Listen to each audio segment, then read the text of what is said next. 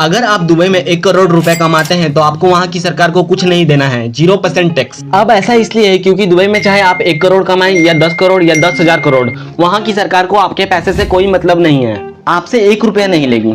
लेकिन अगर वही 1 करोड़ रुपए आप इंडिया में कमाते हैं तो इनकम टैक्स के नाम पर सरकार आपसे 30 लाख रुपए ले जाएगी। अगर आपकी इनकम 0 से 3 लाख है तो 0% टैक्स। अगर आपकी इनकम 3 से 6 लाख है तो 5% टैक्स यानी 15,000 रुपए। 6 से 9 लाख है तो 10% टैक्स लगभग 30,000। अगर आपकी इनकम 12 से 15 लाख है तो 20% टैक्स 60,000 रुपए। अगर आप 15 लाख से 85 लाख के बीच में कमाते हैं तो 30% टैक्स मतलब 25,50,000 रुपए। ये बेस टैक्स मिलाकर लगभग 26 लाख रुपए देने पड़ेंगे यदि आपकी इनकम 15 लाख से 85 लाख रुपए है। पर हम तो 1 करोड़ की बात कर रहे हैं। ये जो 1 करोड़ रुपए की खून पसीने की कमाई है उस पर 30% टैक्स तो देना ही देना है। उस पर भी आपको 10% अलग से चार्ज देना पड़ेगा क्योंकि आप सुपर रिच है ना।